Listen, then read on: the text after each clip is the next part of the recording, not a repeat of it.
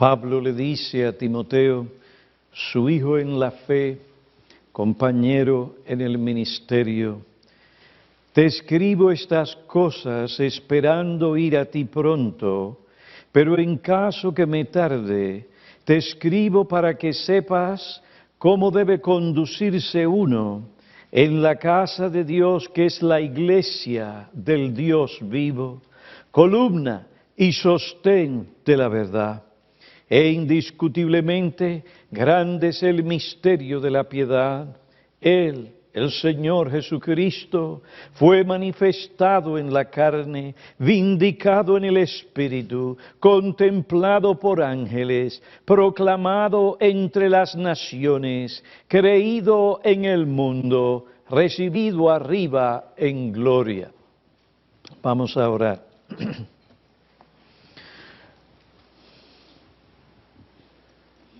Oh Padre, te damos gracias por tu obra redentora y por tu Hijo amado, que es la cabeza y salvador de la Iglesia. En esta hora suplicamos la bendición de su presencia mientras presentamos, explicamos y aplicamos su palabra. Que el Espíritu Santo venga a traer luz y que esa luz de tu verdad nos guíe y nos lleve a nosotros a actuar correctamente como miembros de tu iglesia y así glorificarte a ti en la iglesia y en Cristo Jesús hoy y para siempre. Ven pues y usa tu palabra para salvar y edificar a tu pueblo. Te lo pedimos en el nombre de tu Hijo amado, el Señor de la gloria. Amén.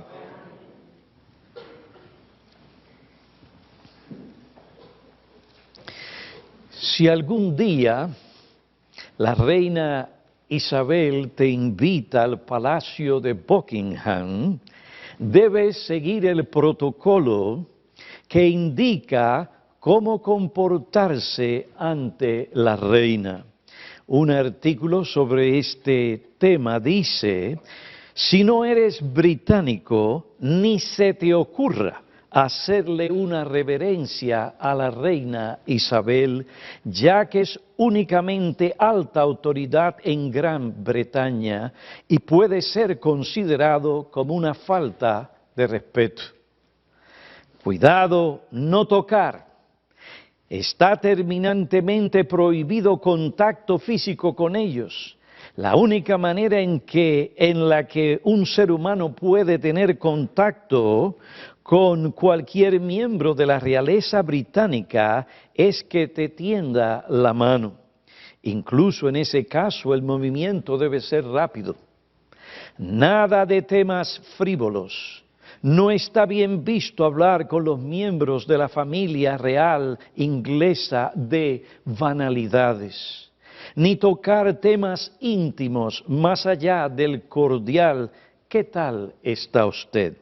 Tampoco es recomendable abusar de bromas sobre la indumentaria, el sombrero y los guantes blancos para ella. Además, debes cuidar que los guantes queden inmaculados hasta el final del evento. Así lo dicta el protocolo. Nada de colores oscuros. El negro solo es indicado para los entierros y celebraciones funerarias.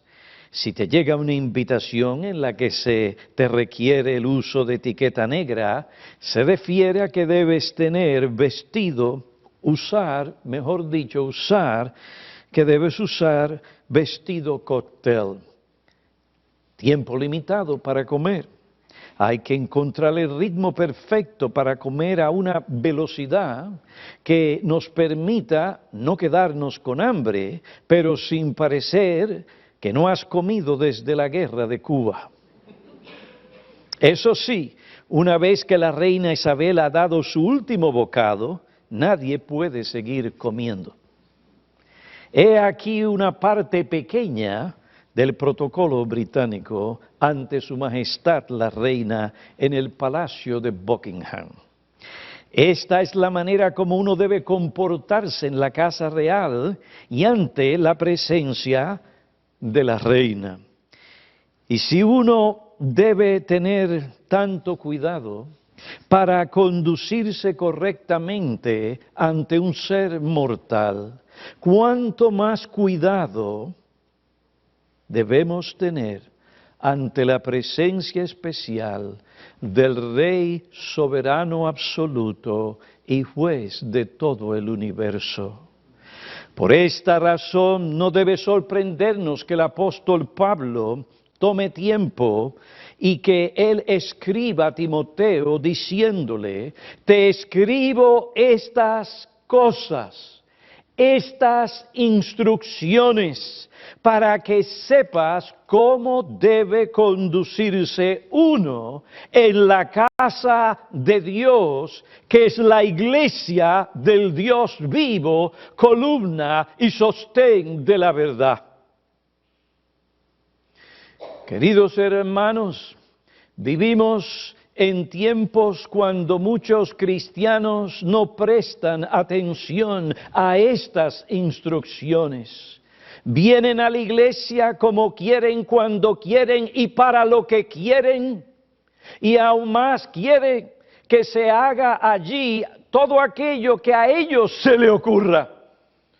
No, la iglesia no es cualquier entidad. La iglesia es la casa de Dios, del Dios vivo.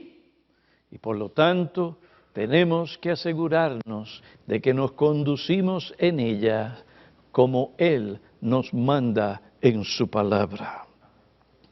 Por otra parte, si hemos de cumplir las instrucciones dadas por Cristo para conducirnos correctamente en la iglesia, tenemos que comprender varias verdades fundamentales sobre la iglesia. La primera verdad que estudiamos es que la iglesia es la casa donde Dios manifiesta su gloria salvadora. Es la casa de Dios. En segundo lugar, la iglesia es la morada especial y permanente del Dios vivo. Dios es el inquilino divino y glorioso de la iglesia. En tercer lugar, la iglesia es la propiedad de Dios. Él es el arquitecto y dueño de la iglesia. Es la iglesia del Dios vivo. La iglesia pertenece a Dios. Él la creó, Él la sustenta, Él la santifica, la edifica, la dirige, la guarda, la protege, la preserva. Y Él la glorificará. En cuarto lugar, la iglesia es la familia de Dios. La idea es que en la iglesia o casa de Dios no vive una sola persona, sino que también viven los hijos de Dios. Allí nos reunimos, vivimos juntos, adoramos juntos. Salmo 42, versículo 4. Amamos la iglesia no solo porque Dios está allí, sino también porque la familia de Dios está allí. Allí sus hijos, juntos, no aislados, se reúnen para alabar a Dios. Ahora surge la pregunta: ¿qué exigen estas verdades sobre la iglesia de nosotros? Particularmente, ¿qué se espera de nosotros los creyentes? Pues, en primer lugar, la realidad de que la iglesia es la casa de Dios, su morada especial y permanente, debería llevarnos a desear con ansias las reuniones en la iglesia y asistir fielmente a todos sus cultos. ¿Es o no es la iglesia la casa de Dios? está Él presente de una manera especial para bendecir, santificar y cuidar su iglesia, la iglesia de Cristo. ¿Ha prometido Él manifestarse de tal manera que llene nuestras almas de todo aquello que nosotros necesitamos o nuestras almas necesitan para poder glorificarle, vivir para su gloria y poder gozarnos y deleitarnos en Dios, nuestro sumo bien? Sí, Dios nos ha prometido estar presente para llenar nuestros corazones de tal manera que haya felicidad en nosotros y estemos llenos de la presencia de nuestro Dios. Pues la realidad de que la iglesia es la casa de Dios, su morada especial y permanente, debería llevarnos a desear con ansias las reuniones de la iglesia y asistir, no aquí y allá, cuando me sale, cuando no me salió, si tengo algo que hacer, pues no voy, que esto y lo otro, eso puede esperar. Si tengo que estudiar, tomo el día del Señor para estudiar y allá lo otro, a mí no me interesa. Lo más importante son mis estudios, es mi familia, no. La realidad de que la iglesia es la casa de Dios, su morada especial, debería llevarnos a desear con ansias las reuniones de la iglesia, asistir fielmente a todos sus cultos. Es difícil ir a Londres, visitar esta gran ciudad y no ir a visitar el Palacio de Buckingham. Generalmente los turistas terminan allí. He aquí uno de ellos en varias ocasiones. ¿Quién vive allí? ¿Quién está allí? ¿Quién reside allí? Y nosotros desde afuera viendo el cambio de la guardia, nos entusiasmamos, pero cuánto más entusiasmo habría si de momento saliera el carruaje y allí estuviera la reina. Y nos invitara a pasar al palacio. Usted está seguro que si me lo dice a mí, dice, ¿cuánto? Ahora mismo.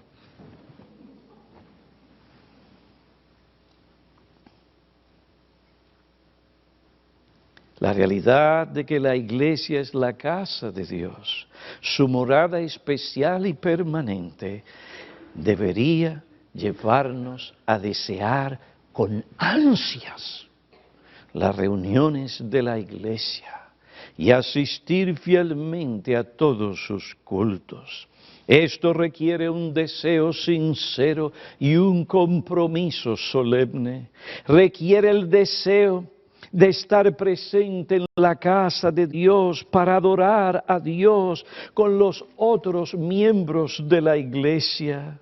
Este fue el deseo que el salmista expresó cuando dijo, anhela mi alma y aún desea con ansias los atrios del Señor. Salmo 84, versículo 2.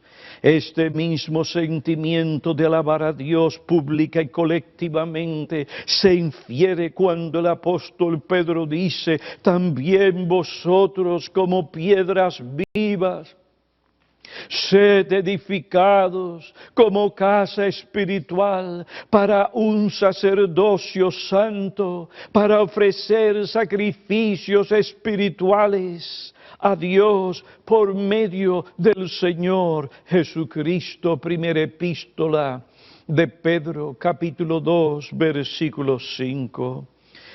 La realidad de que la iglesia es la casa de Dios también exige un compromiso solemne con la iglesia en el que nos comprometemos a apoyar su ministerio bíblico. Un compromiso con Cristo, la cabeza de la iglesia, y un compromiso con los miembros de la iglesia local. Esta fue la característica distintiva y la práctica de los creyentes desde el inicio de la Iglesia. Hechos capítulo 2, versículos 41 y 42. Entonces, los que habían recibido la palabra fueron bautizados y se añadieron aquel día como 3,000 almas. Y se dedicaban continuamente a las enseñanzas de los apóstoles, a la comunión, al partimiento de pan y a la oración. ¿Cómo podían ellos dedicarse a oír las enseñanzas de los apóstoles si no estaban presentes?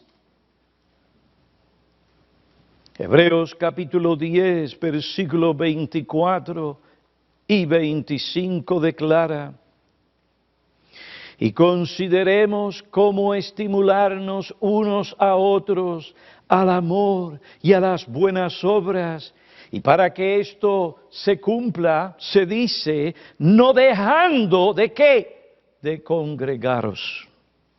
Lamentablemente en nuestros días existe un desinterés hacia los cultos de la iglesia en el día del Señor.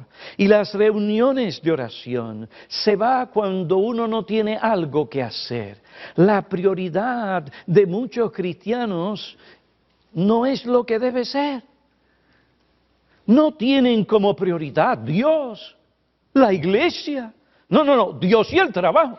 Dios la familia, Dios los estudios, lo demás puede esperar, porque no hay un compromiso serio y solemne como Cristo exige con la iglesia. Esa no es la mentalidad bíblica del Nuevo Testamento. Se dedicaban continuamente a las enseñanzas de los apóstoles. El día del Señor era el día no de estudio, no era el día del trabajo, no era el día de otras cosas, no era el día de los deportes, era el día del Señor. Era el día para estar allí junto a los demás hermanos. ¿Por qué? Porque el Rey de la Gloria ha de aparecerse o manifestarse de una manera especial. ¿Para qué? Para hablarnos y sostener nuestras almas y darnos guía y luz a nosotros que vivimos en esta generación. ¿Y qué generación? Cuando hay un problema tan serio como ¿por quién voy a votar?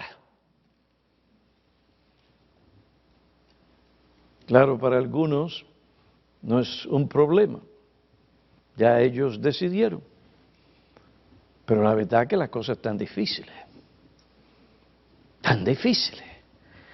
¿Qué será de nuestra nación? ¿Qué será de nuestros hijos? ¿Qué sucederá cuando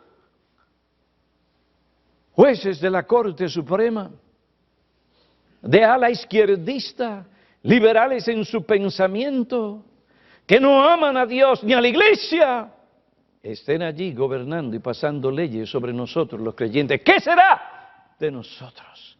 ¿Hay palabra de Dios para nosotros? ¿Qué será de nosotros? ¿Qué debemos esperar? ¿Qué nos va a sostener durante los días venideros? Queridos hermanos, es aquí donde el Señor Jesucristo se aparece para enseñarnos y guiarnos. ¿Y qué será de nosotros en nuestra relación con Él, que somos tan prontos a abandonarle? Escuchamos su palabra y salimos de aquí y nos involucramos en los diferentes asuntos o las cosas o los quehaceres y nos olvidamos y volvemos otra vez a caer y volvemos otra vez a hacer aquello que no agrada a Dios. Y parece que el mundo es lo más importante y nos llama más la atención nos llama la atención la atracción del mundo. Y así descuidamos el cuidado de nuestros corazones, el cuidado de nuestras familias, el honrar y servir a Dios. Y hay cosas más importantes. No importa que las almas estén muriendo sin Cristo, sin Dios y sin esperanza. Consideremos cómo estimularnos unos a otros en el amor y las buenas obras. Lamentablemente en nuestros días existe un desinterés hacia los cultos de la iglesia en el día del Señor y las reuniones de oración, como indiqué. El típico creyente no ve importancia, no ve la importancia, necesidad, obligación de asistir fielmente a los cultos de la iglesia. Se identifica como un cristiano, pero no como un miembro que se ha comprometido a apoyar el ministerio de la iglesia local, iglesia por la cual Cristo derramó su sangre. Para este individuo, ser un miembro de la iglesia local, un miembro comprometido a cumplir todas las obligaciones bíblicas de lo que esto requiere, no es un asunto que le incumbe. Tal persona ve su fe en Cristo como una cosa de carácter individual que no guarda ni tiene necesariamente una relación con la iglesia local de Cristo. Según él o ella, lo que importa es tener una relación personal con Jesús. Lo demás es algo secundario, no es indispensable. Esta manera de pensar no es bíblica, se opone a la voluntad de Dios expresada claramente en su palabra. Romanos 15, versículo 6, llama a los creyentes a vivir juntos con armonía en la iglesia local. Dice, para que unánimes a una voz glorifiquemos al Dios y Padre del Señor Jesucristo. Sobre la importancia y obligación de ser miembros de una iglesia local, el doctor Wayne Mack tiene razón cuando dice, la Biblia claramente ordena a todo creyente a estar profundamente involucrado en las vidas de otros creyentes. Hebreos 10, versículos 24 y 25. Y considerémonos unos a otros para estimularnos al amor y a las buenas obras. Si nosotros no estamos considerando como estimular a los demás al amor y a las buenas obras, si no estamos implicados de todo corazón en ese proceso, si no estamos animando a los otros más y más todo el tiempo, entonces estamos desobedeciendo al Señor. El contexto principal en el que Dios quiere que tenga lugar ese compromiso es el cuerpo local de creyentes y por ello el compromiso que se está demandando es también un compromiso con la iglesia. Casi todas las veces que ocurre la expresión los unos a los otros en el Nuevo Testamento son dichas directamente a iglesias locales. Ve, abre tu Biblia, asegúrate, cerciórate si esto que digo es así. Casi todas las veces que ocurre la expresión los unos a los otros en el Nuevo Testamento son dichas directamente a iglesias locales y tienen el propósito de ayudar a esas iglesias a hacer lo que Dios quiere que sean. Para nosotros no es suficiente decir que somos meramente parte de la Iglesia Universal. Esta consiste de todos aquellos que creen por todo el mundo, sin considerar su afiliación a una iglesia.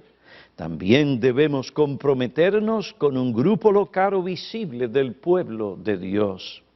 De las 110 veces que la palabra eclesía es traducida iglesia, solo 17 referencias claras a la Iglesia Universal mientras que 90 indican sin duda alguna a la iglesia local. Incluso en aquellas pocas veces en que los escritores del Nuevo Testamento se están refiriendo a la Iglesia universal, no se puede eliminar de la palabra la idea de una iglesia local, porque las dos están unidas de manera inseparable, siendo manifestación visible de la otra. Si la iglesia es la casa de Dios, columna y baluarte de la verdad, el cuerpo por el que Cristo murió y la forma presente de su reino y de su pueblo, entonces toda persona que afirma pertenecer a Jesucristo debiera pertenecer a la iglesia local. Fin de la cita. Para que después no digan por ahí, lo voy a poner así, eso lo dijo Piñero. No, eso lo dice la Biblia. Y hay otros hombres que han estudiado más la Biblia que el pastor Piñero, y eso es lo que ven, porque es una sola Biblia.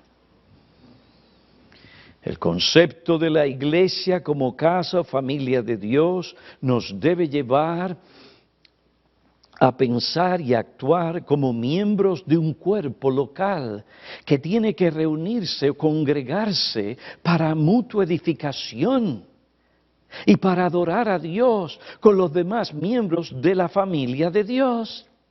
Si Dios ha establecido un lugar donde su pueblo debe reunirse para recibir su palabra, para Él recibir las alabanzas y los sacrificios espirituales de su pueblo, y para que sus hijos se estimulen unos a otros al amor y a las buenas obras, entonces ellos deberían desear con ansias la casa de Dios, la iglesia, las reuniones de la iglesia y asistir fielmente a todos sus cultos.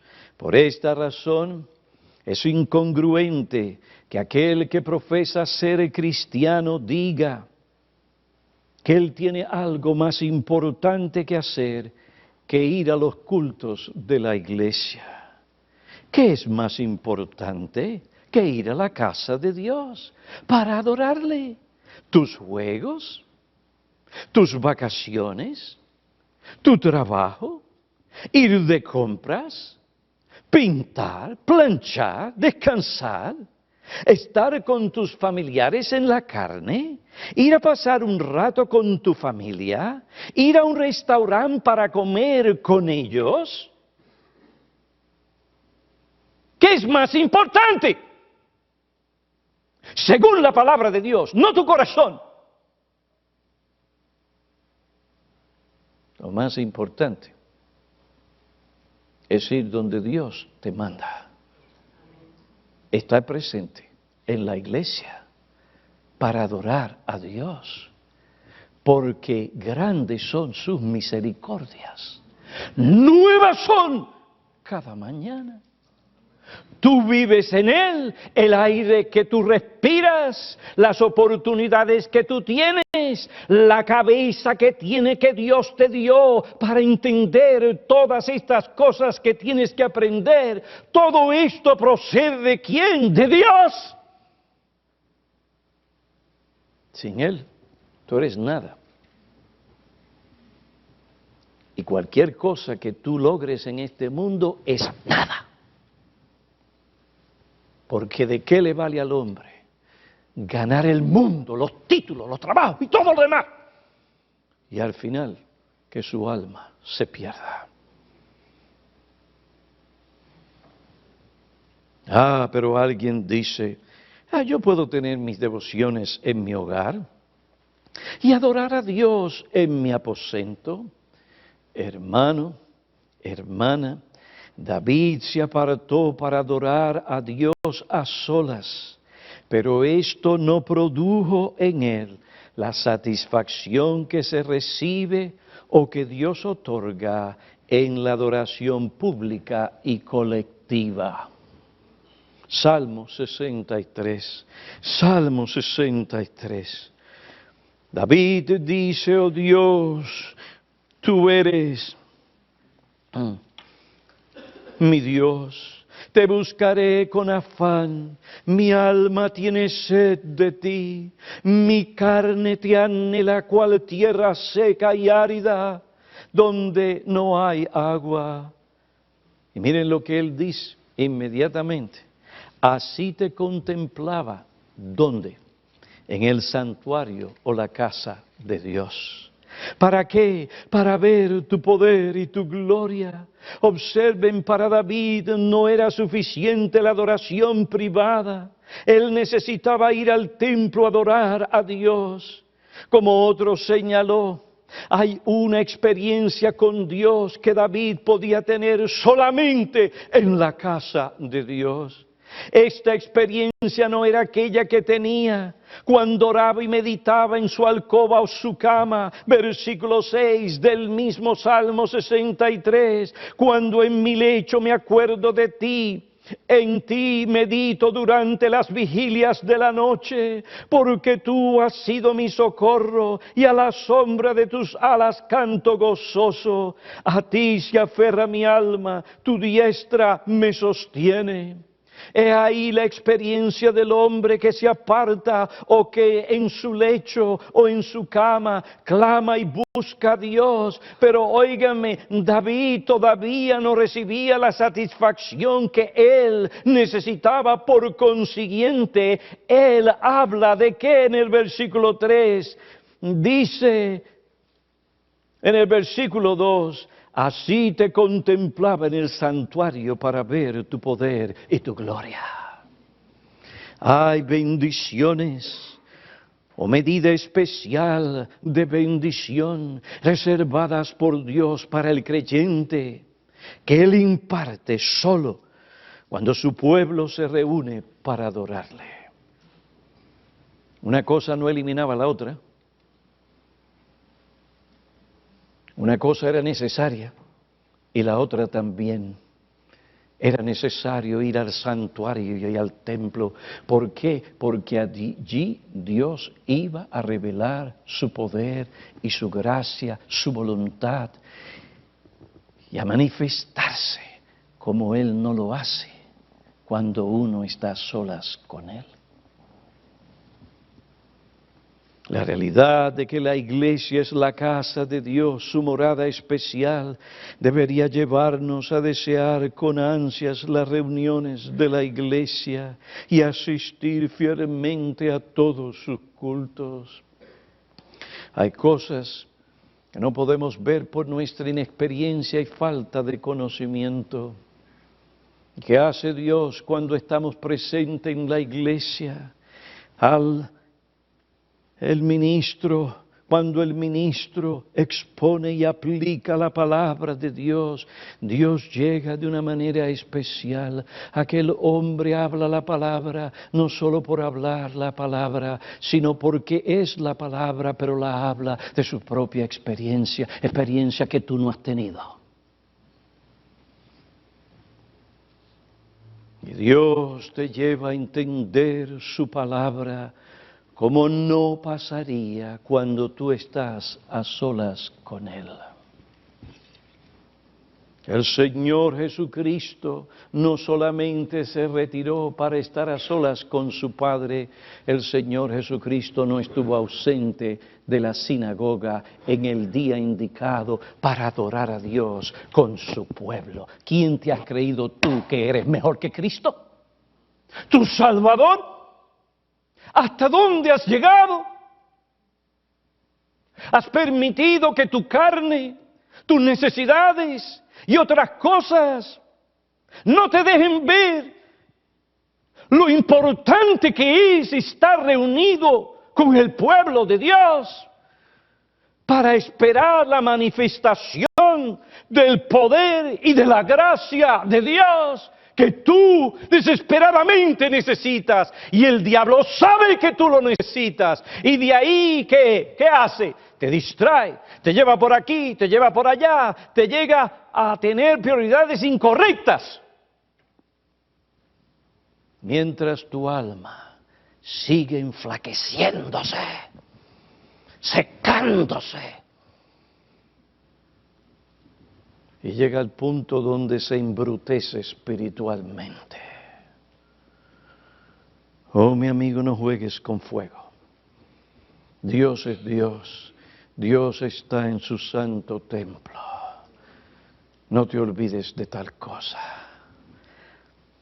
En segundo lugar, la realidad de que la iglesia es la morada especial de Dios debería producir un profundo gozo y deleite en el corazón del creyente. Debería producir un profundo gozo y deleite en el corazón del creyente. Esta fue la experiencia del salmista en el Salmo 84, versículo 1. Cuán amables son tus moradas, cuán preciosas son tus moradas, oh Señor de los ejércitos. Mi corazón y mi carne cantan con gozo al Dios vivo. Versículo 10, porque mejor es un día en tus atrios que 1000 fuera de ellos. Prefiero estar en el umbral de la casa de Dios que morar en las tiendas de impiedad. Porque sol y escudo es el Señor Dios, gracia y gloria da el Señor.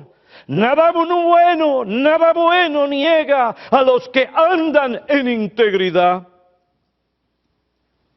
Y si eso lo podía decir en la antigua dispensación o economía, cuando no había tanta luz y el sol lo que tenía eran muchas sombras, cuánto más entonces nosotros debemos de entender, nosotros debemos tener en mente que hay mucho más para nosotros en la iglesia. Cuando Dios viene a la misma con su palabra, con su presencia especial, ¿para qué? Para darnos toda cosa buena, porque Él se deleita en dar cosas buenas a sus hijos que le temen, tiemblan delante de su presencia.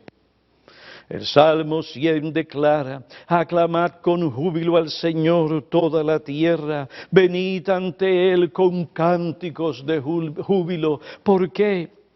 Sabed que Él, el Señor, es Dios. Él nos hizo y no nosotros a nosotros mismos. Pueblo suyo somos y ovejas de su prado. Entrad por sus puertas con acción de gracias y a sus atrios con alabanza. Dadle gracias, bendecid su nombre, porque el Señor es bueno, para siempre su misericordia y su fidelidad por todas las generaciones. Aunque es un deber ir a los atrios del Señor, esto no significa que no sea al mismo tiempo una actividad placentera. Ir a la casa del Señor para alabarle era para el salmista un deber y una grata y deleitosa experiencia. En esto el deber y el deleite van de la mano. Sobre este asunto el príncipe de los predicadores, como se le ha llamado, Spurgeon, tenía razón cuando dijo: es nuestro Dios y por tanto debemos rendirle culto. Es nuestro Señor afable y misericordioso y debemos servirle con gozo.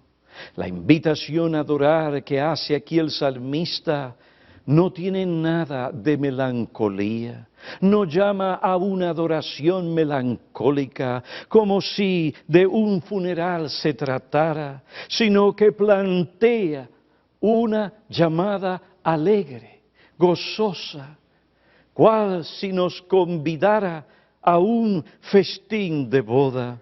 Debemos sentir la presencia del Señor en nuestros cultos, por lo menos, digo yo, reconocer la realidad de la misma y hacer un esfuerzo mental para acercarnos más y más a Él. Por tanto debemos acudir ante Él, no con gemidos y lamentos, sino con cánticos de júbilo, con himnos y salmos. Una expresión de alabanza armoniosa y acompasada, esa palabra existe, yo la busqué.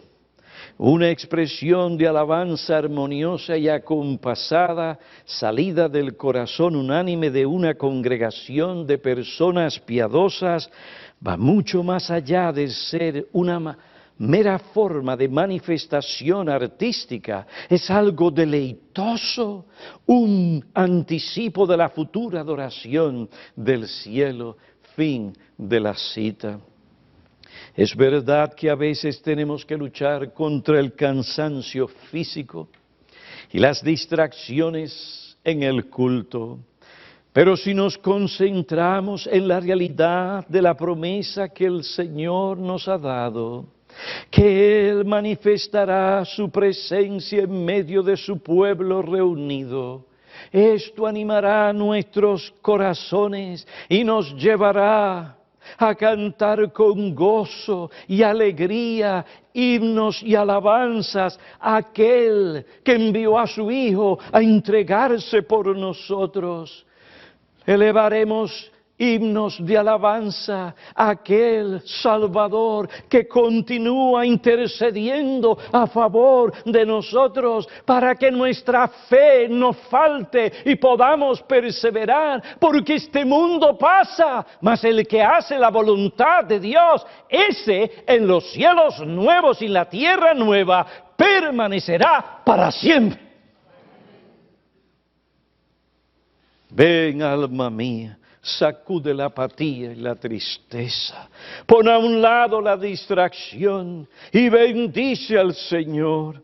Es decir, alaba y da gracias a Dios por lo que Él es y por las bendiciones que Él me da. Bendice, alma mía, al Señor y no te olvides de ninguno de sus beneficios. Somos prontos a pedir, pero prontos a olvidarnos de la bendición concedida.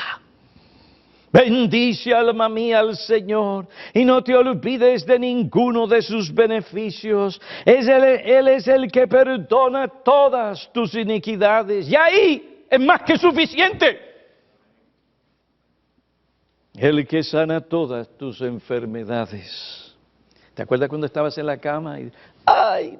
¡Ay! Y venía tu esposa, cariñito, toma esta sopita. ¡Ay, ay, ay! ¡No me toques! ¡Ay, qué dolor! Y te sentías que te estabas muriendo. ¿Te acuerdas? Y hoy estabas aquí vivo, sano y coleando. ¿A qué se debe eso?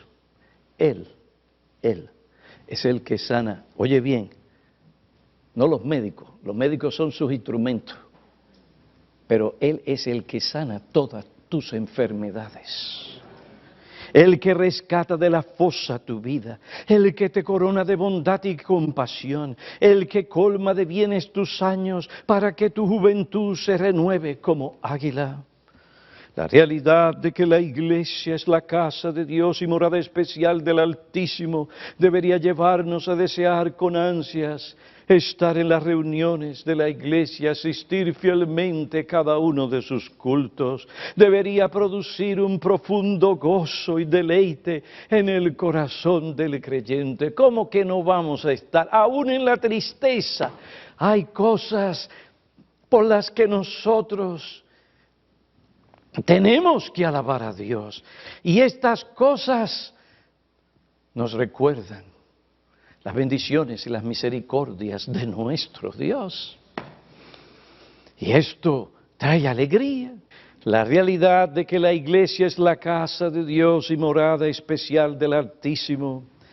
En tercer lugar, debería producir una obediencia reverente en nuestras vidas. Debería producir una obediencia reverente en nuestras vidas. Reverencia es una característica que debería caracterizar la adoración de la iglesia. La reverencia con la que debemos adorar a Dios no es un asunto sin importancia, no es un asunto o algo meramente cultural, es un asunto de gran importancia, ya que tiene que ver con una reacción piadosa que debe manifestar el creyente ante la santidad, la majestad y la gloria de Dios. Esta verdad se expresa en el himno que dice, Dios está presente. ¿Vamos a qué? Esta es la reacción de un alma piadosa. Es una reacción piadosa. Vamos a postrarnos ante Él. Vamos a postrar nuestros corazones ante Él. ¿Con qué? Con reverencia. En silencio estemos frente a qué, a su grandeza, implorando su clemencia. Dios está presente y los serafines lo rodean reverentes. Isaías capítulo 6. Ahora, para esto, tú tienes que venir ahí, sentarte, sacar tu Biblia, o meditar y orar, y deliberadamente pensar, ¿a quién he venido a adorar? ¿Quién es Dios? ¿Qué Él ha hecho? Cuando traemos delante de nosotros su santidad, su majestad, porque sus obras cuentan, revelan su gloria.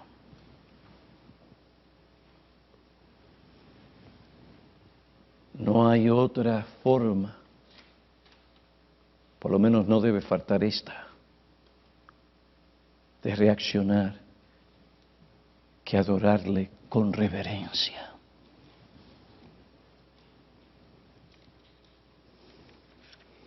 Aunque Dios nos libra de un temor servil cuando nos salva, esto en ninguna manera significa que podemos acercarnos a Él de un modo irreverente. Por esta razón la epístola a los Hebreos dice a los creyentes en el capítulo 12, 28 y 29, por lo cual, puesto que hemos recibido un reino que es inconmovible, demostremos gratitud mediante la cual ofrezcamos a Dios un servicio, una adoración aceptable. ¿Con qué? Con temor y reverencia. ¿Por qué? Porque nuestro Dios es lo que seguirá siendo y siempre ha sido, fuego consumidor. Él es santo, santo, santo. Él es un Dios justo. Lamentablemente, como otro señaló, hay muchas iglesias que han concluido que la reverencia no tiene cabida en la casa de Dios. En efecto, es algo que impide la evangelización.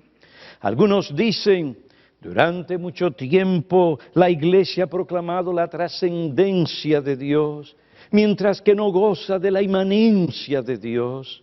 El énfasis recae en Dios como Rey y se pasa por alto la verdad de Dios como Padre y como aquel que está cerca de nosotros.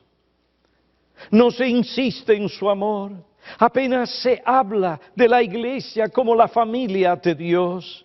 Según ellos, el acercarnos a Dios debe ser algo natural e informal. La otra razón que algunos tienen para relegar la reverencia es la prioridad que se da a la evangelización.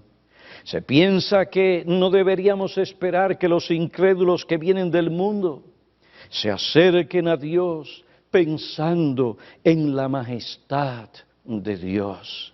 Ellos dicen, queremos que nuestras iglesias sean agradables, amistosas y acogedoras. Es verdad que nuestras iglesias deben ser agradables, amables, amistosas, afables, y deben reflejar la paternidad de Dios. Y es verdad que debemos cultivar un ambiente fraternal que manifieste una confianza en Dios y una conciencia del amor de Dios hacia nosotros, pero esta no es toda la verdad. El Salmo 5, versículo 7 enseña claramente que el gozar del amor y la misericordia de Dios en la casa de Dios no niega que debemos acercarnos a Dios y postrarnos delante de Él con reverencia. Versículo 7, mas yo, por la abundancia de tu misericordia, entraré en tu casa. He aquí un hombre consciente del amor de Dios, de la misericordia de Dios. Y esto le da confianza para acercarse al trono de la gracia, para acercarse a Dios.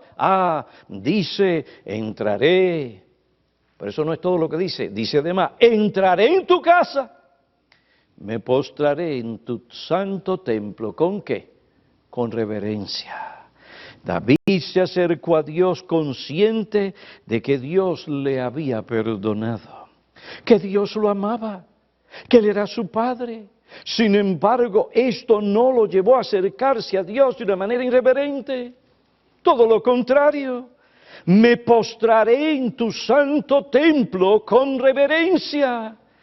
Esta misma actitud y comportamiento es el que se insta en Hebreos capítulo 12, versículos 28 y 29.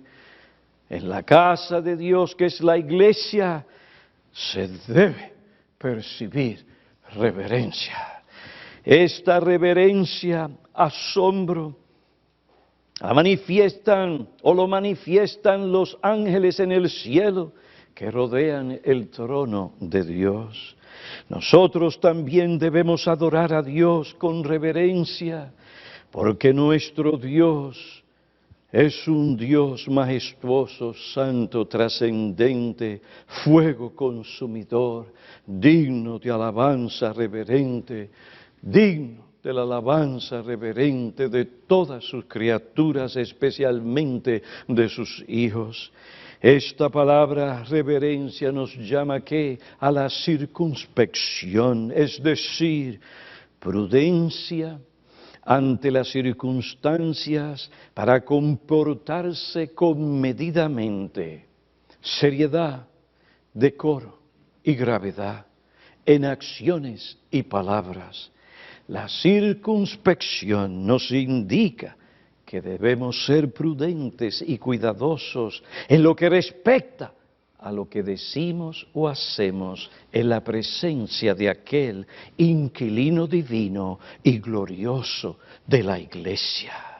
Por esta razón Pablo le dice a Timoteo, te escribo estas cosas para que sepas cómo debe conducirse uno en la casa de Dios. Allí no podemos hacer lo que deseamos o cualquier cosa que se nos ocurra, porque es la casa de Dios. La realidad de que la iglesia es la casa y morada especial de Dios debería llevarnos a desear con ansias las reuniones en la iglesia y asistir fielmente a todos sus cultos. Debería producir un profundo gozo y deleite en el corazón del creyente. Debería producir una obediencia reverente en nuestras vidas finalmente. Debería producir en nosotros una santa y piadosa anticipación, una santa y piadosa anticipación. Nuestras reuniones en la casa de Dios, querido hermano, querida hermana, es la antesala que predice nuestra eterna morada con Dios y su pueblo en el cielo eternamente. David lo expresa de la siguiente manera: ciertamente el bien y la misericordia me seguirán todos los días, y en la casa del Señor moraré por largos días. Esa será una experiencia gloriosa y feliz que durará eternamente. Salmo 16:11, me darás a conocer la senda de vida, en tu presencia hay plenitud de gozo, en tu diestra deleites para siempre. Apocalipsis 21:22, y no vi en ella templo alguno, porque su templo es el Señor, el Dios Todopoderoso, y el Cordero. No habrá necesidad de paredes, no habrá necesidad de estas luces, porque Dios estará allí.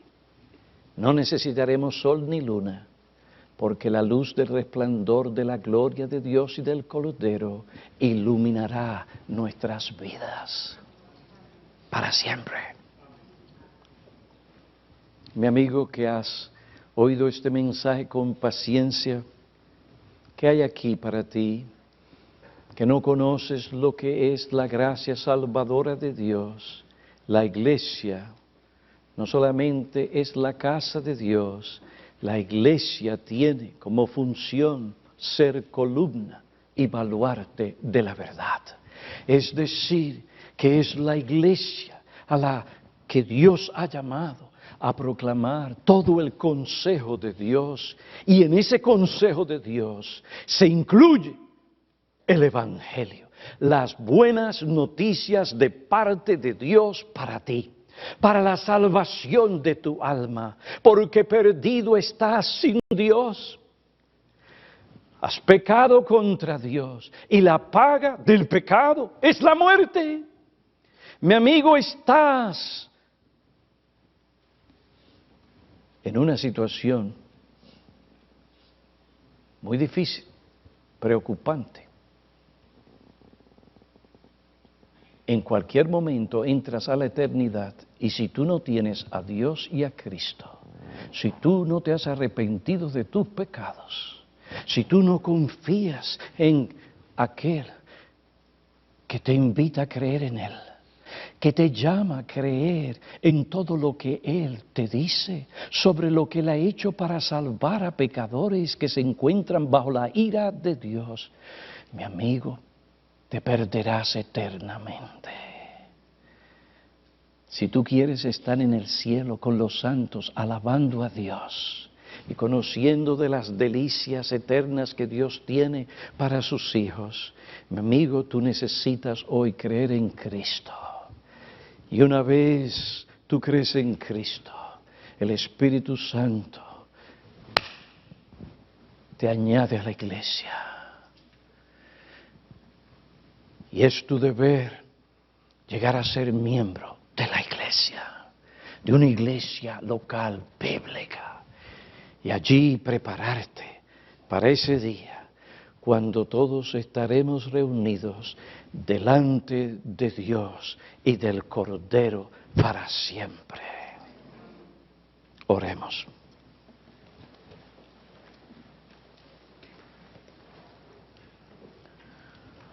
Oh Padre, te alabamos, te damos gracias nuevamente, porque grandes y maravillosas son todas tus obras.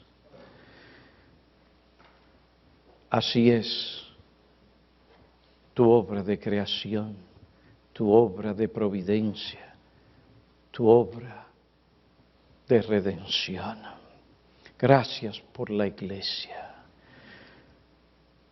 Te suplicamos que tú nos perdones, porque ante tu revelación quedamos cortos. Vemos que no hemos cumplido como deberíamos y no te hemos servido como deberíamos. Pero gracias por tu amor, que tú, que nos amas eternamente en Cristo, continúas enviando tu palabra para santificarnos, para que podamos servirte hoy, mañana y siempre. Ven y santifica tu iglesia, que se vea que nosotros vivimos no por el momento, no según la situación, sino según lo que dicta tu palabra. Te pedimos esto en el nombre de Cristo. Amén.